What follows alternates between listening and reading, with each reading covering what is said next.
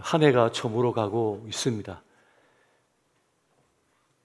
2025년도를 시작한 지가 엊그제 같은데 어느 사이 12월 마지막 주일 아침을 맞이하여 주일 예배를 드리고 있습니다.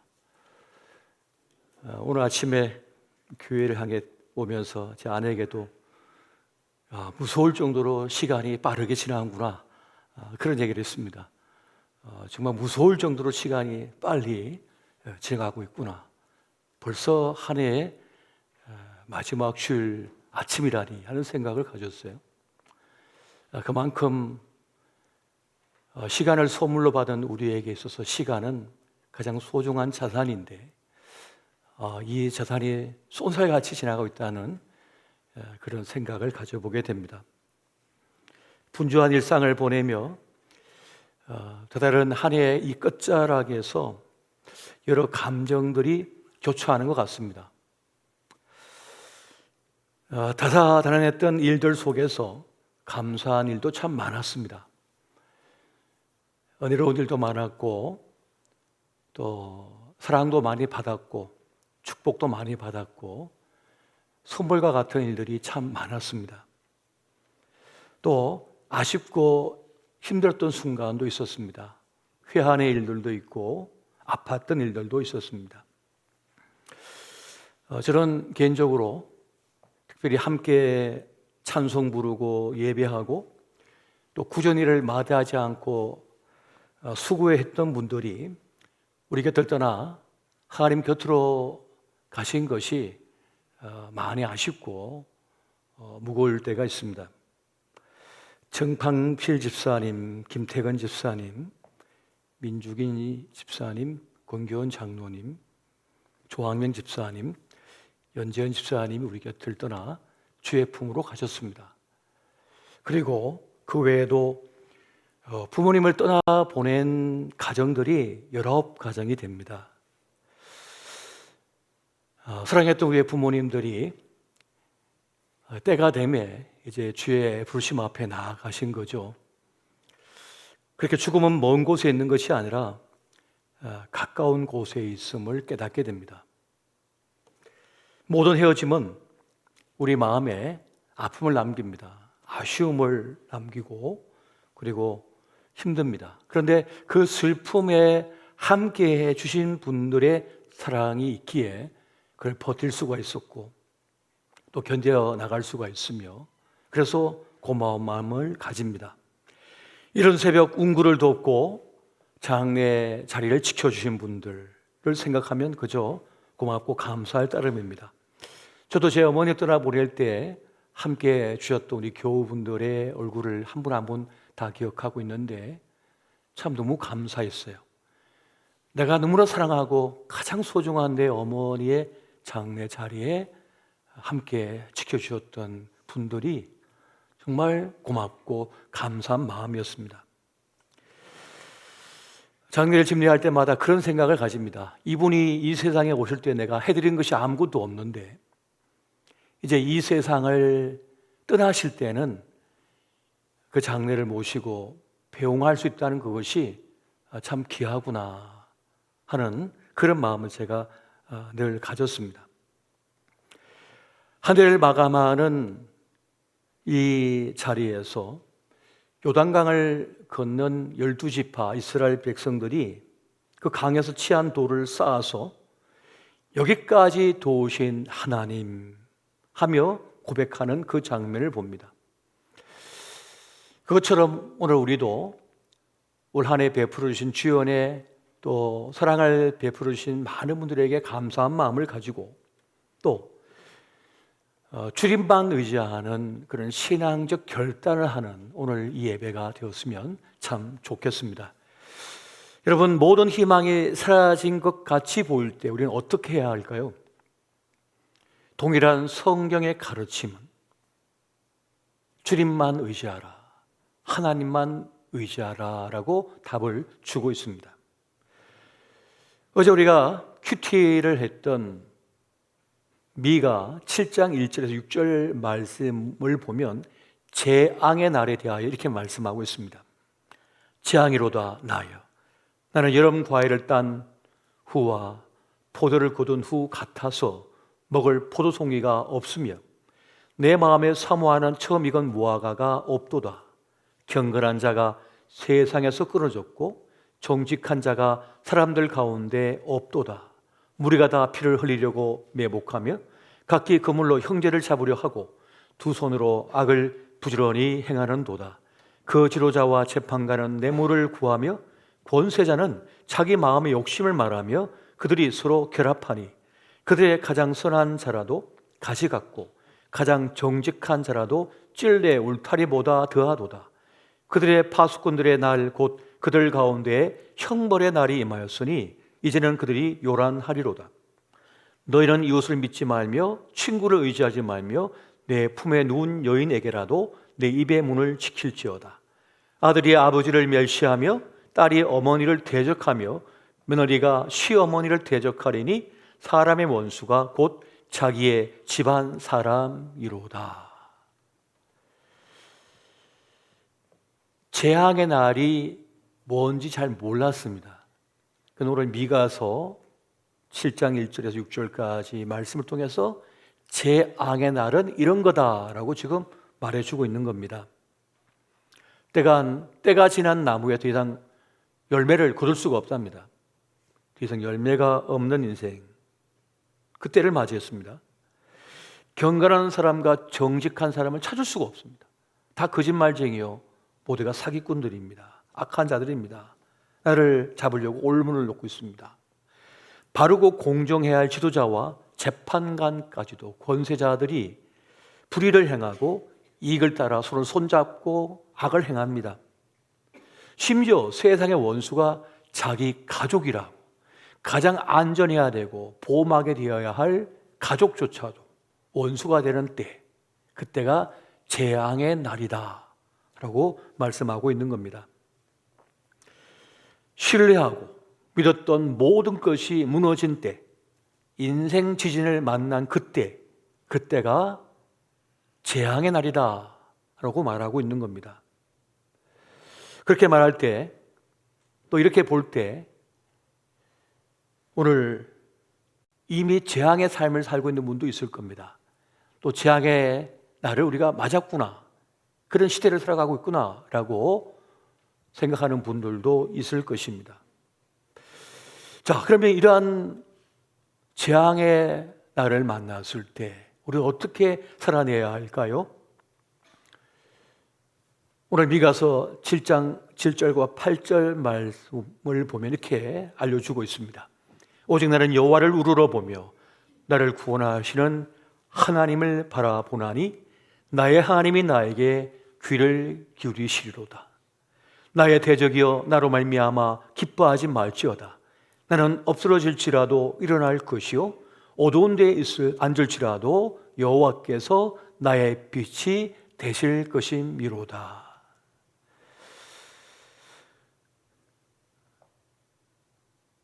의지할 수 없는 사람을, 세상을 너무 의지하지 말라는 겁니다. 너무 큰 기대를 하지 말래요. 세상에는 마치 자기가 구원자인 양 떠드는 이들이 있습니다. 허세를 부리는 이들이 있습니다. 하지만 한낱 인생일 뿐이다, 소멸하는 인생일 뿐이다라는 것입니다. 구원은 오직 하나님께만 있으며 그것만이 나를 살리실 수 있다는 사실을 전적으로 믿고 신뢰하라, 이것도 지금 말씀해 주고 있습니다. 구원이 오직 주님께 있음을 알게 되면 우리는 실망할 것도 절망할 것도 없다는 사실을 깨닫게 됩니다. 너무 기대를 많이 했기 때문에, 너무 많이 의지했기 때문에 실망도 큰 법이기 때문에 그렇습니다. 다만 우리는 수고의 떡을 먹음에 대하여 감사할 수 있어야 하겠습니다. 성경은 지속적으로 수고한 대로 먹는 것에 대하여 감사할 것을 말씀해 주고 있습니다. 왜냐? 수고했어도 열매를 거둔다는 보장이 없기 때문에 그렇습니다. 밤에 깊도록 그물을 들였으나 한 마리도 물고기를 잡지 못한 일들이 태반이기 때문에 그렇습니다. 수고로 일을 했지만 도리어 손해만 보는 때도 많습니다. 그것이 인생사인 거죠. 수고했음에도 열매가 없고 도리어 손해를 보게 될 때 우리는 낙심을 경험하게 됩니다. 그래서 손해를 보았어도 실망스러운 일이 많고 낙심할 일이 많았음에도 불구하고 실망하지 않고 낙심하지 않는다면 그 사람은 강한 사람입니다. 무너지지 않는다면 그 사람은 진짜 강한 사람인 것입니다.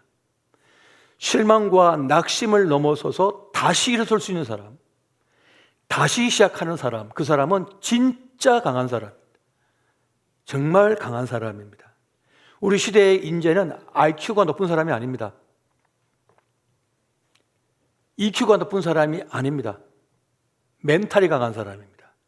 정신력이 강한 사람, 이 마음이 강한 사람이 진짜 인재예요. 우리 시대는요. 그리고 앞으로 시대도 그렇습니다. 우리의 자녀들은 이제 자라면서 우리 애기들은 7개, 8개 평균 직업을 바꾸면서 살아내야만 한다고 합니다. 그러니까 이 마음의 충격이 너무 큰 거예요. 그리고 버틸 능력이 있어야 한다는 거예요. 요셉은 억울한 감옥살이 속에서 구명해 줄 것을 약속했던 술 맡은 관원장의 약속이 실현되지 않았지만 무너지지 않았습니다. 하루하루를 충실히 살아냈습니다. 왜 무너지지 않았습니까? 그는 자신의 구원이 그 술 맡은 관원장의 말 몇 마디에 있다고 믿지 않았기 때문입니다. 나의 구원은 사람이 아니라 하나님께 있음을 믿었기 때문에 그 깊은 감옥 속에서도 버틸 수가 있었고 견딜 수가 있었고 더 깊은 믿음의 사람으로 성장해 나갈 수가 있었던 것입니다. 하나님의 사람들은 어떤 사람이 되어야 할까요? 주님의 사람들은 철저한 낙관론자가 되어야 합니다. 여러분, 걱정을 한다고 키를 한 잔이나 더 할 수 없다고 분명히 주님은 우리에게 말씀해 주고 있습니다. 건져주시고 일어나게 하시고 새롭게 하시고 다시 달려가게 하시는 분, 그렇게 나를 살려내실 분은 주님밖에 없다, 하나님밖에 없다는 믿음을 가진 사람은 철저한 낙관론자입니다. 넘어져도 넘어진 이유가 있겠지. 이 어려움의 형편 속에 두신 이유가 있겠지. 주의 뜻이 있다고 믿어버리는 사람은 실망하지도 낙담하지도 않습니다. 조금 힘들 수는 있죠. 그러나 다시 나를 살려주실 주님을 믿기 때문에 괜찮습니다.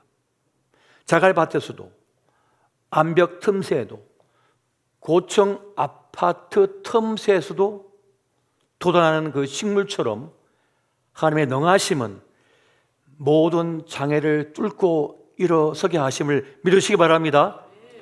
어떻게 그렇게 되는지는 다 알 길이 없지만 주님께서 그렇게 하신다는 거예요. 복음의 불모지였던 유럽 땅에 사도 바울이 들어갔습니다. 그 복음의 불모지를 구원의 땅으로 만들어낸 사도 바울의 고백이 놀랍습니다. 고린전서 15장 10절 말씀을 같이 한번 볼까요?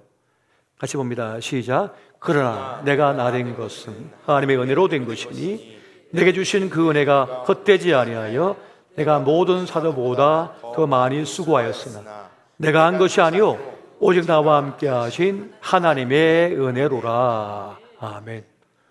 하나님의 은혜로 된 것이다 라고 하는 이 고백이 그에게 있습니다. 그러니까 오직 하나님의 은혜 때문에 내가 삽니다, 내가 서 있습니다 라고 하는 이 고백, 오직 하나님만이 나를 일으켜 세우실 수 있다, 나의 나됨은 주의 은혜 때문이라고 믿는 사람은 나의 약함, 나의 실수, 나의 실패, 나의 상처에서 자유로운 사람이 될 수가 있습니다. 점점 믿음이 깊어질수록 믿음의 크기만큼 자유를 누리는 거예요. 믿음의 깊이만큼 자기 삶을 새롭게 바라보는 시각이 생기는 겁니다. 그래서 버틸 수가 있는 거예요. 여러분, 하나님의 은혜는 칼집의 은혜입니다.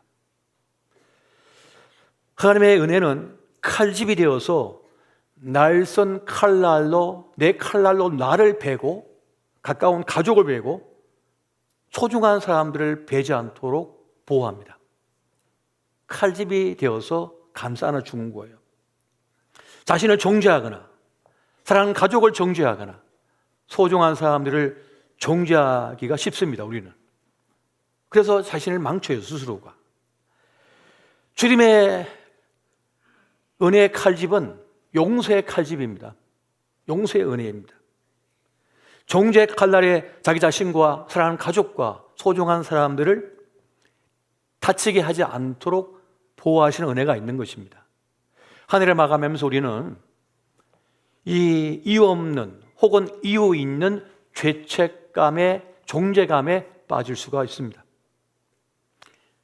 미숙했기 때문에, 몰랐기 때문에, 바보 같았기 때문에, 엉터리 같은 실수 때문에, 위기를 자초한 나, 위기를 가져온 사랑하는 내 가족, 내 친구, 용서할 수 없습니다. 어려운 상황을 가져온 누군가를 향한 정죄가 또 자신을 향한 정죄 칼날이 괴롭힙니다. 그리고 때로는 도무지 알 길이 없는 이름 모를 불안감 속에 빠져들 수도 있습니다. 죄책감 속에 사로잡힐 수가 있습니다. 때로는 분노에 사로잡힐 수 있습니다. 그때 우리 영혼은 위축됩니다. 진둘림을 받습니다. 내면의 갈등과 내적 부조화가 일어나서 우리를 숨막히게 하는 거죠. 그러면 마음의 평안을 잃어버리고 막연한 불안감에 휩싸일 수 있습니다. 특히 연말의 시간 속에서. 그때는 우리를 온전히 속량하여 주시는 하나님께 우리의 모든 것을 맡겨드릴 수가 있어야만 합니다.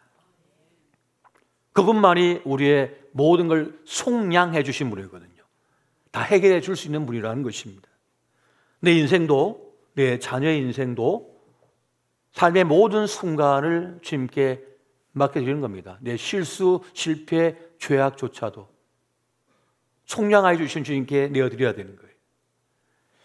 세상은 우리를 용서 못합니다. 용서할 능력이 없기 때문에. 잊지 않습니다. 잊혀지지 않기 때문에.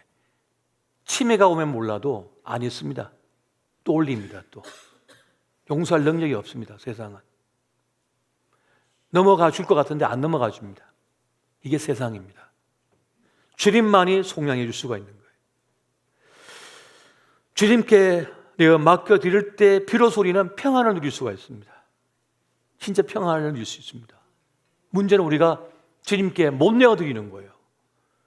속량하신 주님께 못 내어드리는 거예요. 못 맡기는 거예요. 여전히 내 자식은 내가 구원해야 된다고 생각해요. 그래서 자식 때문에 잠을 못 잡니다. 불안해서. 하나하나까지 다 해줘야 된다고 생각하는 거예요. 하나하나까지 다 해줘야 된다고 생각하는 거예요. 이 세상이 말하고 있는 온갖 교육 프로그램을 다 적용시켜야 된다고 생각하는 거예요. 모든 약을 다 먹여야 된다고 생각하는 거예요. 모든 영양제, 모든 칼슘제, 좋다는 건 다 먹여야 된다고 생각하는 거예요. 더 힘들게 만들잖아요. 그래서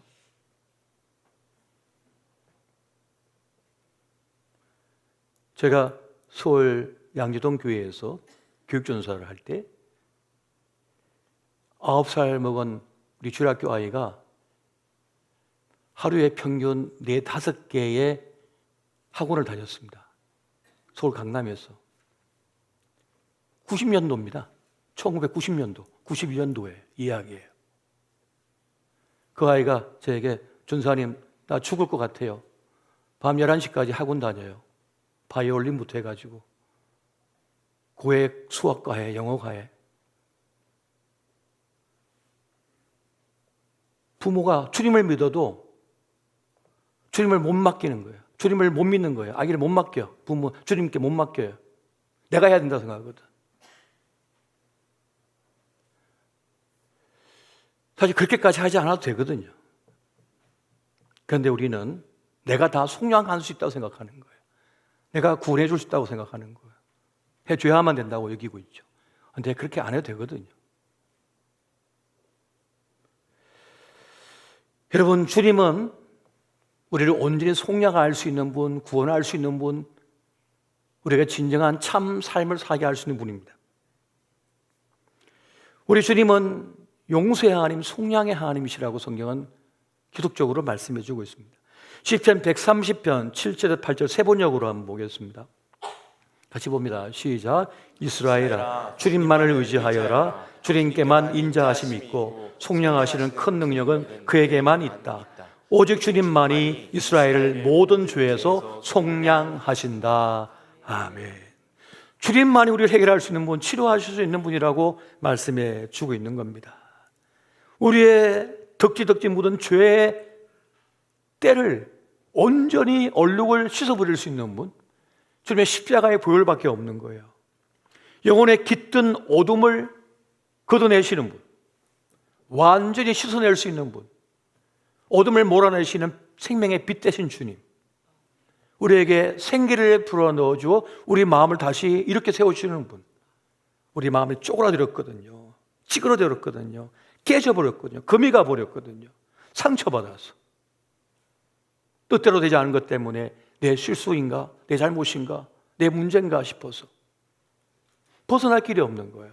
죄책감, 열패감에서 주님만이 속량할 수 있다는 겁니다.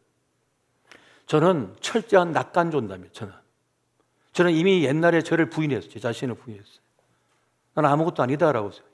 열심히 살고 열심히 노력을 기울이지만 내가 못한다라고 믿어요. 주님께서 하신다라고 저는 믿습니다. 그래서 저는 철저한 낙관론자입니다. 항상 제 아내가 저를 보고 이거 어떻게 하면 이렇게 해야 되지 않나요? 다 알아서 주님께서 해주실 거야. 그거 안 되면 이걸로 가면 되지 뭐. 이게 아니면 이거겠지 뭐. 그냥 가자. 그냥 주님께 맡기고 가는 거죠. 네모가 아니면 세모로 살면 되지 뭐. 세모가 아니면 동그라미로 살면 되지 뭐. 굳이 뭐 그렇게까지? 라고 생각을 해버려요. 철저한 낙관론자입니다. 여러분, 완벽한 인생을 있습니까? 세상에. 다 조금 살다 다 떠나는데요. 액을 벗고 할 필요도 없고 그냥 내 삶을 내가 살아내면 되는 겁니다. 주님 주신 모양대로 살아내면 되는 거예요. 여전히 부족합니다. 모든 인생들은. 최고 학벌을 나와서도 여전히 부족합니다. 실수투성이고요. 엉뚱한 행동을 해버려요. 한 심리학자는 그런 얘기 하시더라고요. 지랄 총량의 법칙이 있다고. 사람은 살다가 한 번씩 지랄을 뜬대요. 죄송한 말씀이지만은 잘 가다가도 엉뚱한 짓을 한다는 거예요. 그래가지고 자기 인생을 침몰시킨다는 거예요. 그럴 것 같지 않은데 그렇게 행동해 버린다는 거예요. 이것이 인간의 허술한 면입니다. 그래서 사람도 부족하고 세상도 부족합니다. 다 부족한 겁니다. 완벽한 인생은 없는 거예요. 그래서 주님을 믿는 사람은 어떠한 낙관론자가 되어야 되냐면 나는 약해도 된다는 걸 믿어버리는 겁니다. 나는 약해도 돼. 조금 부족해도 돼. 내가 꼭 해녀처럼 그렇게 오래 잠수 못해도 돼 라고 생각하면 되는 겁니다. 꼭 내가 100m 세계 올림픽에서 나가가지고 금메달 따는 사람처럼 빠르지 않아도 돼. 난 100m 천천히 달려도 돼. 그렇게 인정하는 거죠. 그렇게까지 하지 않아도 된다는 거 믿으면 됩니다. 몰라도 됩니다. 좀 몰라도 돼요. 덜 강해도 됩니다. 나는 실수할 수 있고 나는 실패할 수 있다. 그래서 주님께서 메꾸어 주신다. 주님의 은혜로 내가 산다. 주의 은혜로 살았고 앞으로도 주의 은혜로 살 것이다 라고 하는 이 믿음이 얼마나 강력한 것인지, 이게 얼마나 강력한 것인지요. 어떤 전쟁터에 던지든지 어떤 위기 속에 던지든지 안 무너진다니까요. 안 무너져요. 이 믿음이 얼마나 강한 것이. 그래서 세상을 이기는 것은 이것이니 믿음이라고 말씀하고 있는 겁니다. 믿음이 아니고서는 세상을 이길 길이 없다고 말씀해 주고 있는 거예요. 그리고 하나님을 전적으로 믿으시기 바랍니다. 하나님을 의지하시기 바랍니다. 이 믿음을 우리가 가져야 되는 것입니다. 여러분, 오늘 본문의 말씀에서 중요한 사실을 알려줍니다. 사람을 두려워하지 말라고 알려주고 있습니다. 시편 56편 4절 보니까 내가 하나님을 의지하고 그 말씀을 찬송하올지라 내가 하나님을 의지하였은즉 두려워하지 아니하리니 혈육을 가진 사람이 내게 어찌하리까. 우리의 불행의 요소 가운데 하나가 사람에 대한 두려움 때문입니다. 사람에 대한 미움 때문에 우리는 불행을 자초합니다. 인정에 목말라 하고 사랑에 목말라 하고 존중에 목말라 해요. 이것 때문에 불행을 자초합니다. 사람에게 목매지 말고 하나님께 목매시기 바랍니다. 사람의 인정 중독, 사랑 중독에 빠지지 말고 주님을 바라보면 사는 것이 쉬워집니다. 사는 것이 쉬워집니다. 또 말씀합니다. 하나님이 철저히 내 편이라고 말씀해 주고 있습니다. 시편 56편 9절 말씀 보니까 내가 오래한 날에 내 원수인이 물러가리니 이것으로 하나님이 내 편이심을 내가 아나이다 라고 말씀해 주고 있습니다. 하나님은 내 편이심을 그가 내 편 되고 있으심을 알고 있다는 겁니다. 내 편이 되어주셔서 나를 보호하시고 나를 지켜주시고 함께 하신다는 것이에요. 여러분 이사야 43장 1절에서 3절까지 말씀 한번 보겠습니다. 같이 봅니다. 시작. 야곱아 너를 창조하신 여호와께서 지금 말씀하시느니라. 이스라엘아 너를 지으신 이가 말씀하시느니라. 너는 두려워하지 말라. 내가 너를 구속하였고 내가 너를 지명하여 불렀나니 너는 내 것이라. 내가 물 가운데로 지날 때 내가 너와 함께 할 것이라. 강을 건널 때에 물이 너를 침몰하지 못할 것이며 내가 불 가운데로 지날 때에 타지도 아니할 것이요 불꽃이 너를 사르지도 못하리니 대저 나는 여호와 내 하나님이여 이스라엘의 거룩한 이요 내 구원자임이라. 내가 애굽을 너의 속량물로 구스와 스바를 너를 대신하여 주었노라. 아멘. 내가 너를 지었다. 내가 너를 창조했다라고 말씀하시면서 내가 너를 지명하여 불렀다. 내가 너를 구속했다. 너는 내 것이다. 내가 너를 책임진다라는 말씀을 해주고 있는 것입니다. 불꽃도 죽음도 너를 해하지 못할 것이다. 내가 너를 구원할 것이다 하는 말씀을 우리에게 주고 있는 것입니다. 여러분, 하나님이 나와 함께하고 계시고 나를 구원하고 계심은 분명한 사실인 것을 여러분 믿으시기 바랍니다. 여러분 이 믿음으로 나아가십시오. 여러분 두려움의 날에는 어떻게 하라고 했습니까? 전적으로 하나님을 의지하라라고 말씀해 주고 있습니다. 구원은 나에게서 나오는 것이 아니라 사람이나 세상에서 나오는 것이 아니라 하나님께 나오고 있음을 믿으라라고 지금 말씀해 주고 있는 것입니다. 여러분 하나님 손에 올려드린 모든 것은 이제 주님의 책임입니다. 주의 선하신 손이 우리 인생을 빚어내고 계시고 책임지고 계시고 이끌어주고 계십니다. 주님께서 우리의 한 해의 삶을 마감하시고 또 새로운 한 해의 삶을 열어주실 것입니다. 그 주님만 의지하고 나아가시기를 예수 이름으로 축원드립니다.